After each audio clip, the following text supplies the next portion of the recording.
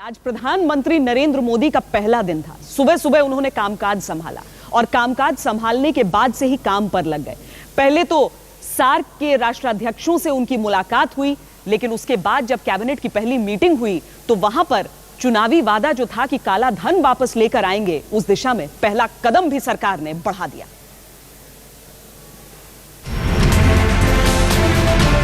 दिन भर की मुलाकातों और कूटनीतिक गहमागहमी के बाद शाम के 5 बजे मोदी सरकार कामकाज के पहले दिन अपने मंत्रिमंडल के साथ बैठी। कैबिनेट की बैठक 2 घंटे से ज्यादा चली और 2 घंटे के बाद कैबिनेट मंत्री रविशंकर प्रसाद बैठक में लिए गए एक बड़े फैसले के साथ सामने आए।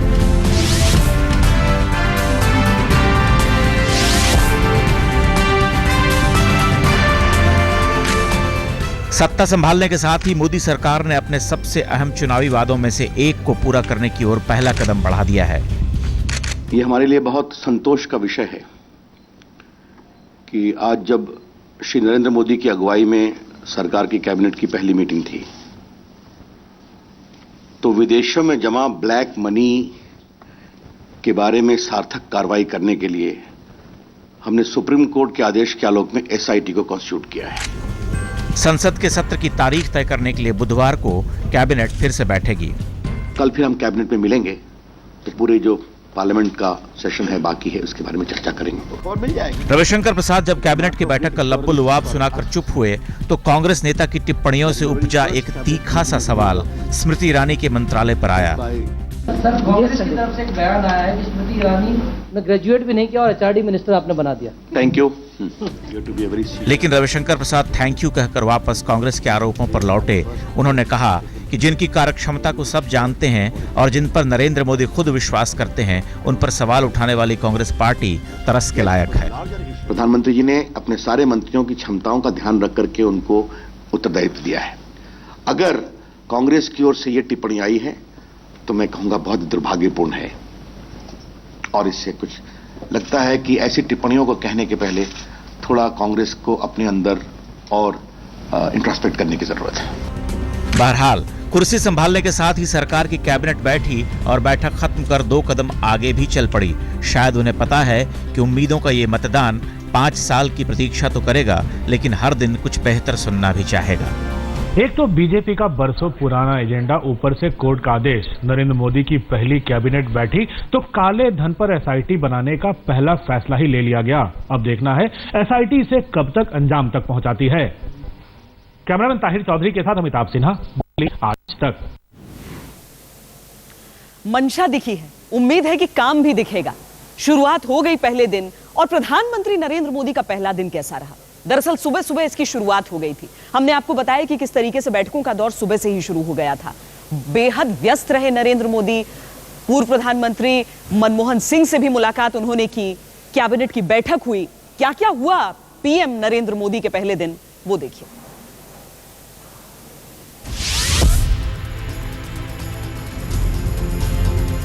लोकतंत्र के उत्सव का सूरज एक शाम पहले राष्ट्रपति भवन के पीछे उतर गया। अब कर्तव्य का सूरज उगा है, जिसकी चटक धूप में दिन शुरू हो रहा है। सामने कर्तव्य पथ है जिस पर चलने का वादा कर नरेंद्र मोदी प्रधानमंत्री बने हैं। उस पथ पर चलने का ये पहला दिन है।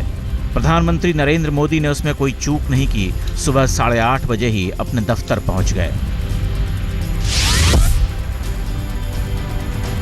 प्रधानमंत्री पद की शपथ लेने से पहले उन्होंने राजघाट पर बापू को प्रणाम किया था। प्रधानमंत्री बनने के बाद अपने दफ्तर में बापू को प्रणाम किया, उनकी तस्वीर के सामने फूल चढ़ाए, फिर अपनी कुर्सी संभाली। नई सरकार का कामकाज शुरू हुआ तो सिपह सालारों के विभाग का फैसला भी कर दिया गया। सुबह 9 बजे के करीब ही ये पता चल गया कि मोदी के मंत्रियों का विभाग क्या है। उनमें से कई मंत्रियों ने तो दिन चढ़ते चढ़ते अपना कार्यभार भी संभाल लिया। The Ministry of Defence is only an additional charge with me till alternative arrangements are made after a full expansion of the Council of Ministers, and I'll be spending a reasonable amount of time here every day. मैं कृतज्ञ हूं कि उन्होंने मुझे इतने महत्वपूर्ण विभाग दिए हैं। अपने पूरे संकल्प और निष्ठा के साथ मैं काम करूंगा। इसके बाद हैदराबाद हाउस में नरेंद्र मोदी ने उन सभी मेहमानों से मुलाकात शुरू की जो शपथ ग्रहण समारोह में भारत आए। मुलाकात अफगानिस्तान के राष्ट्रपति करजई से शुरू हुई, जो भूटान, मालदीव, मॉरिशस, नेपाल, श्रीलंका, पाकिस्तान के राष्ट्राध्यक्षों के बाद बांग्लादेश के विदेश मंत्री से बैठक के साथ खत्म हुई। सबसे ज्यादा इंतजार नवाज शरीफ से मुलाकात का था, जो करीब 45 मिनट चली। दोनों गर्मजोशी से मिले। आतंकवाद पर लगाम कसने से लेकर आपसी व्यापार और समझ बढ़ाने पर बातचीत हुई। बहुत सारे चीज डिस्कस हुए थे और टेररिज्म के बारे में बात भी हुई थी, मगर उससे ज्यादा मैं नहीं बोलना चाहती हूँ। तभी पता चला कि प्रधानमंत्री नरेंद्र मोदी पूर्व प्रधानमंत्री मनमोहन सिंह से मिलने उनके आवास पहुंचे हैं। पुरानी रवायत यह है कि पद छोड़ने वाले प्रधानमंत्री पद ग्रहण करने वाले प्रधानमंत्री से मिलते हैं, लेकिन यहां उल्टा हुआ। मोदी ने नई रवायत कायम की। शाम के 5 बजे मोदी की कैबिनेट पहली बैठक के लिए जुटी। मोदी की पहली कैबिनेट की बैठक 2 घंटे से ज्यादा चली। ये मोदी सरकार का पहला दिन है और यहीं से परिवर्तन के आने वाले दिनों की आशा हर दिल को घेर कर बैठ गई है। अमिताभ सिन्हा, दिल्ली, आज तक। इस सब से पहले नरेंद्र मोदी की मुलाकात हुई नवाज शरीफ से। इससे लंबी मुलाकात हुई, यानी कि सार्क देश के राष्ट्राध्यक्षों से जो अलग मुलाकात चल रही थी, उसमें सबसे लंबी मुलाकात नवाज शरीफ से ही हुई। बताया गया कि बहुत ही सौहार्द माहौल में ये बातचीत हुई, बहुत सकारात्मक ये बातचीत हुई। नवाज शरीफ ने प्रेस कॉन्फ्रेंस करनी थी करीब 2:30 बजे, हालांकि 5 बजे निकलते निकलते वो मीडिया से ये जरूर कहते गए कि सब कुछ बहुत अच्छा था। दिल्ली के हैदराबाद हाउस के डेक्कन एक ओर भारत का तिरंगा टंगा था और थोड़ी थोड़ी देर में दूसरी ओर टंगा झंडा बदल रहा था। दोपहर के 1:30 बजे के करीब आखिरकार वहां पाकिस्तान का झंडा नजर आया। अचानक चहल पहल तेज हो गई। पाकिस्तान के प्रधानमंत्री नवाज शरीफ नजर आए। प्रधानमंत्री नरेंद्र मोदी ने आगे बढ़कर उनका गर्मजोशी से दोनों ने हाथ मिलाया। हाथ मिलाने का सिलसिला 45 सेकंड चला। फिर नवाज और नमो के बीच बंद कमरे में बातचीत शुरू हुई। इस बातचीत में दोनों प्रधानमंत्रियों के साथ साथ दोनों देशों के अधिकारी शामिल थे। बातचीत खत्म हुई। नवाज शरीफ मुस्कुराते हुए हैदराबाद हाउस से बाहर निकले। चेहरे पढ़ने वालों ने अपने अपने हिसाब से उनका चेहरा पढ़ा। करीब 2.5 घंटे बाद विदेश मंत्रालय ने कहा कि नरेंद्र मोदी ने पास से बातचीत में आपसे रिश्तेदारी, व्यापार बढ़ाने के साथ साथ आतंकवाद पर 2 टूक बात की।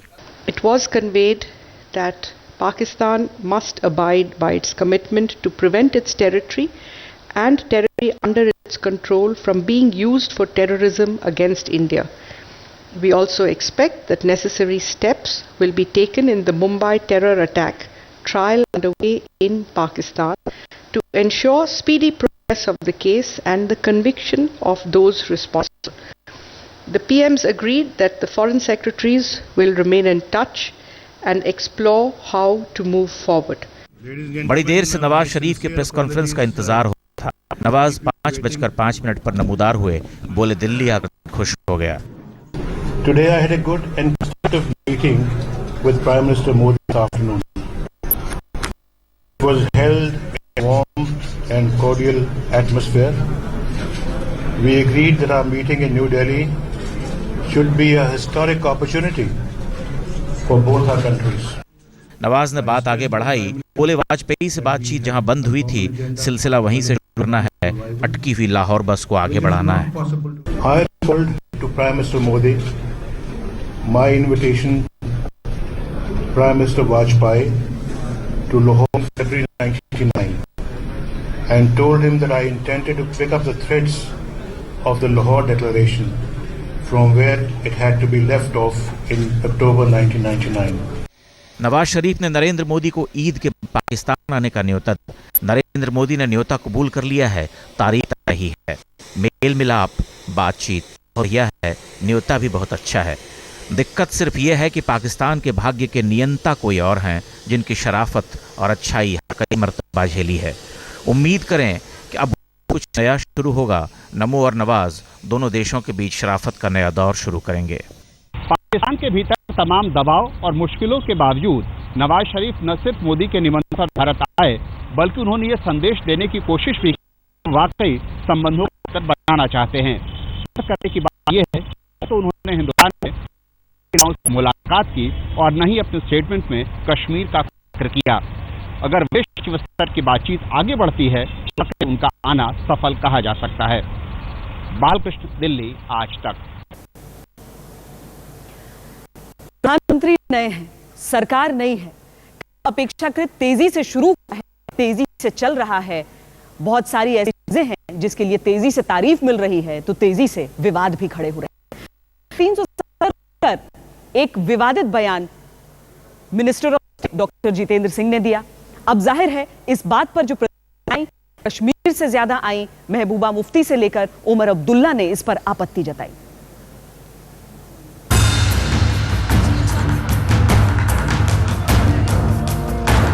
या कश्मीर हिंदुस्तान का हिस्सा नहीं रहेगा या फिर अनुच्छेद 370 रहेगा।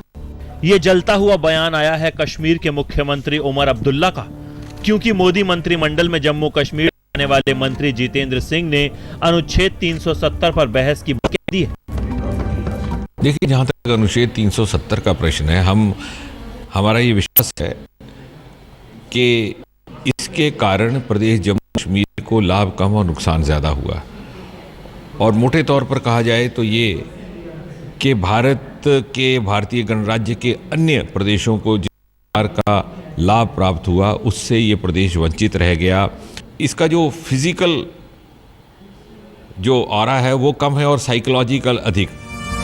जितेंद्र सिंह की बातों को कैबिनेट मंत्री रविशंकर प्रसाद ने भी समर्थन दे दिया। We will take a call on that. The larger issue during campaign it has been raised, but once any particular issue of Article 370 is done, that honorable minister comes from Kashmir, then the government will take a structured view. Surely, why not? एक तरफ ये बयान आ रहे थे तो वहीं दूसरी तरफ कश्मीर के दो सबसे बड़े नेता मोदी सरकार को चेतावनी। मेरी बात नोट कर लें और इस ट्वीट को सेव कर लें।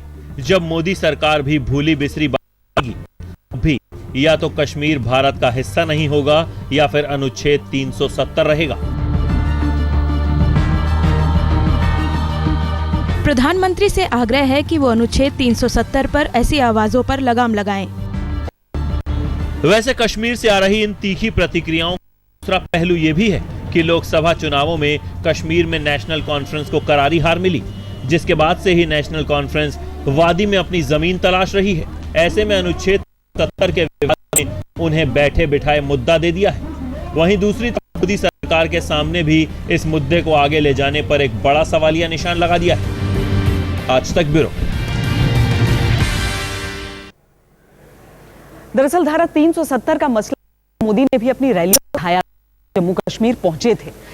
अब जो विवाद खड़ा हुआ है उसमें जम्मू में राज्य मंत्री डॉक्टर जितेंद्र सिंह ने कहा है कि दरअसल उन्होंने जो बयान दिया है वो ऐसा नहीं है जो मीडिया पेश कर रही है, यानी विलन एक बार फिर मीडिया को बनाया गया है और कहा गया कि मेरे नाम से जो बयान दिखाया जा रहा है वो सही है ही नहीं। मैंने प्रधानमंत्री के हवाले से कोई भी बयान नहीं दिया है। जो विवाद शुरू हुआ है वो बेबुनियाद है, निराधार है। ये सफाई आई पीएमओ में राज्य मंत्री डॉक्टर जितेंद्र सिंह की तरफ से।